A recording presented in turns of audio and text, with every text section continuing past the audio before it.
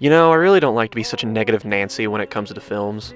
I mean, selectively, I take great pleasure in it if I'm ripping a director who sucks or someone that's just kind of a dick, but when something has genuine promise and I don't have a positive reaction, then it feels 10 times worse because, it didn't have to be that way. So what I'm getting at is that I want every movie to be good.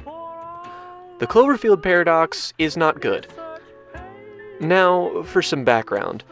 The Cloverfield Paradox is the third film from the Cloverfield franchise, universe, whatever.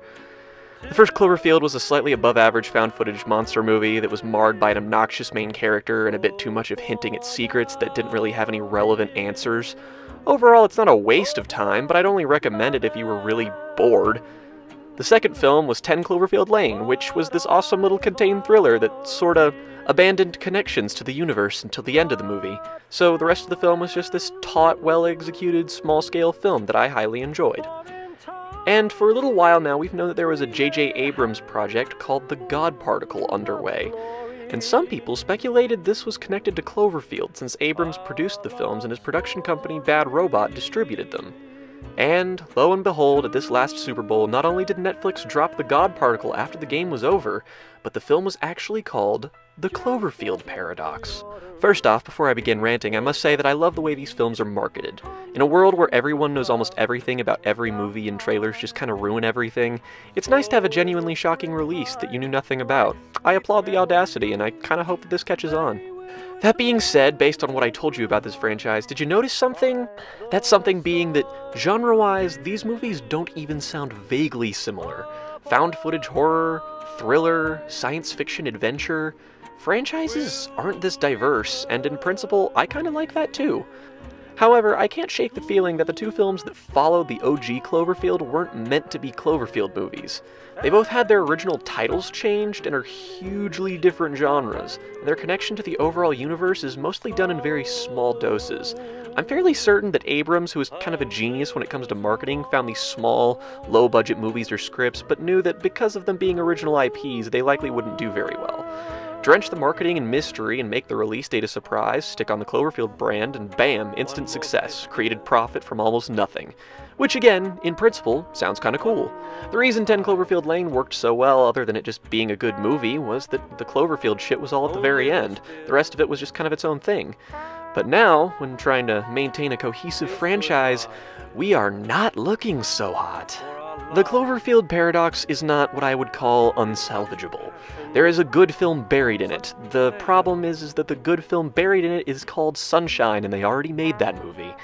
I've never cared much about how these films tie together. I'm in it purely to see the film itself, but even I noticed the film's attempt to tie all this stuff together was kind of sloppy and misguided. You can tell that the script just didn't have any of that awful Cloverfield stuff, so instead of being clever, they periodically keep cutting back to Captain Boring and this dumb kid running away from something we never see. I'm guessing that it's monsters, but it just feels really unnecessary and disjointed.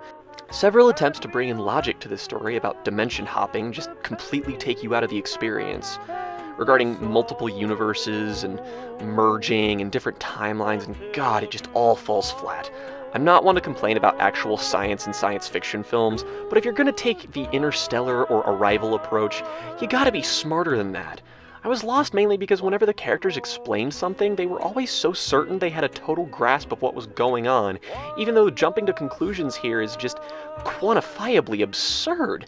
And even when I did buy in and suspend my disbelief, the rules of this film are so poorly communicated that it just makes it really unengaging and leaves you more bored than fascinated.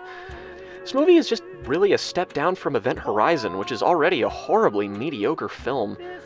But it had great sets, some fun acting moments, and some creative gore. The look of this film is so glossy and clean that the parts where they do get weird and gory feel really out of place. Speaking of out of place, the movie always attempts to have comedy, and it's always in a scene where something scary or dramatic happens, never where it's tonally appropriate. One character purely exists to spat out jokes like it's his only purpose. The direction, editing, and sound design, as well as the cinematography, is pretty good, though far from outstanding. At the end of the day, it's simply just kind of an unengaging watch.